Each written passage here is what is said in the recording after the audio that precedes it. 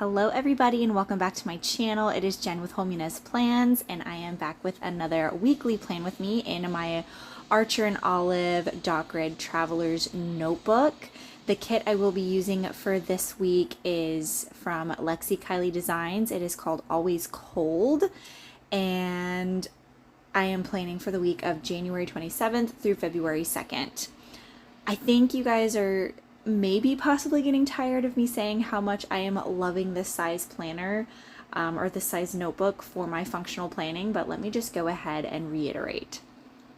I am loving this planner. I have now officially finished, been consistently weekly planning, functionally planning for the entire month of January. I have my February monthly done.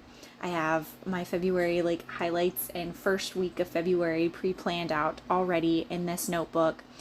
And it is the most consistent I have been in a planner since 2020, since I want to say March of 2020. Obviously, we all know what happened in March of 2020. That's when the pandemic hit. I had an office job before that, and I had an EC planner, and that's what I was using to functionally plan. And then the pandemic hit, and we didn't really have anything to plan, and so I was really overwhelmed with that size planner for functionally planning because there was nothing functional going on in life at that time. So I switched to using a 7x9 as a memory planner, which I had a lot of fun with, obviously. But I was still struggling to find a way to stay organized functionally in a functional planner. And the closest that I came to being consistent in a functional planner is my HP Mini, the Happy Planner Mini. That was the most consistent that I've been in a planner since 2019.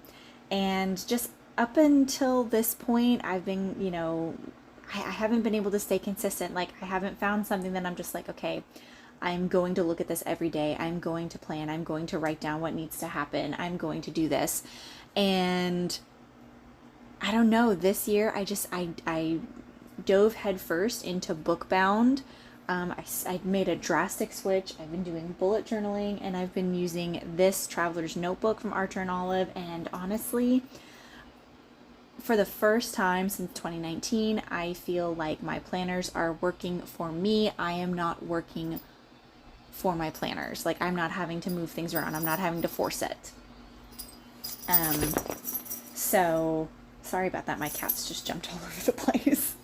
Anyways, I love this format too because like I said, I'm able to create my own layouts, and if I wanted to, I could completely switch up how I do my weekly layouts, but this is the format that I was able to stay consistent in whenever I was in my Happy Planner Mini.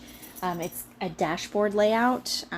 That's the correct terminology. I looked it up. I checked. It's a dashboard layout, which means I have the weekly boxes, the Monday through Sunday, on one side, and then I have an open dashboard on the other. And that, I think, was one of my favorite aspects, my favorite parts of using the Happy Planner Mini was the open side where I could use it for decoration. I could put in to-do lists. I could really make it work for me. And that's one of my most favorite parts too. Also, we all know I love playing with stickers. I love decorating. I love having my planner pretty. I've said it so many times, if my planner is not pretty, I don't want to look at it. So the fact that I'm able to have my planner, it's almost like I have my cake and I can eat it too. So it's I have everything that I need functionally in this planner. I have my habit tracker. I have my mini calendar. I have my to-do list. I have my weekly boxes with at least one or two tasks, because that was one of the things that was overwhelming to me, is once the pandemic hit and I didn't have some multiple things going on every single day. I had maybe one or two things appointments, a payday here and there. I just looked at this giant empty canvas, and it was daunting to me. I felt like I had to fill in everything. So having a smaller planner with just enough space to write down those one or two things every week or every day of the week, I'm just like, you know what? This is perfect for me. This is all I need. And I cannot I cannot say enough how much I am loving the size planner. It makes me excited to pick up my planner and look at it and like look at my to-do list and look at what I have going on.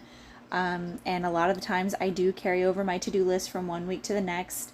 There's a lot of times where there are days in the week where it's like, I don't have anything going on that day, but that's okay because it's a smaller amount of space that is empty and like white space. So it makes me feel less anxious. I don't know. It like piques my anxiety seeing a bunch of white space. But if you were considering switching to a traveler's notebook size, and in particular, a blank like dot grid, like this is a blank dot grid notebook. I draw out the grid, you know, the habit tracker, the weekly boxes. I do that off camera, and then I come on camera and I put the stickers down and everything. I highly encourage you, go ahead and take the leap. You know, you never know until you try. Like I said, I have been consistent in this planner for the entire month of January. I have gone to it and checked it every single day. I keep it with me. It travels with me. And I am just loving it. That was another thing, is like a lot of planners, I didn't feel like, I felt like they were too big to take with me. Like even whenever I was in an HP size planner, like I had a from Cloth and Paper, you know, a custom like HP mini planner that I like put together, and I felt like I added too much stuff. Like I love disc-bound systems. I have a highlights notebook that I write down highlights to put in my memory planner, and that's on discs. But whenever I had my HP mini, my functional planner on a disc-bound system, I went way too hard in the paint and I added far too many sections and I overwhelmed myself. That's one thing about a disc-bound system, is you can add so many sections and like you can take like sections out and everything, but it's just like I did too much and I overwhelmed myself. And I tried to go with like the, you know, minimal aesthetic, or the just, you know, cloth and paper. I call it the cloth and paper aesthetic because, and don't get me wrong, I love looking at other people's aesthetic using the cloth and paper aesthetic, but that's not me. That wasn't my vibe. Like I loved it, and I loved, like when I did my setup of my disc-bound planner, I loved looking at it, but I didn't find myself using it because I was like, I don't want to ruin the aesthetic. I don't want to mess it up. I have it so it's great for pictures, but I was like, this isn't working functionally for me. So I am just loving this so much. This is my 1 month check-in, I guess, of me utilizing this planner functionally, and I am such a fan, and I find myself looking forward to doing spreads, and I'm more consistent with filming these spreads too. For one, it's much less daunting than filming an entire memory spread. It's like a 2-page journaling kit, and I did a talk through last week and that was really long. Let me know if you guys like that, or if, you know, I'm doing a voiceover. We're seeing what sticks. But yeah, I am loving this planner, and that's it. These are the leftovers that I have. Thank you for listening to my ramble. If you're new here, hi, I'm Jen. I do planner and journaling things. Please don't forget to like, comment, and subscribe, and I'll see you in the next one. Bye.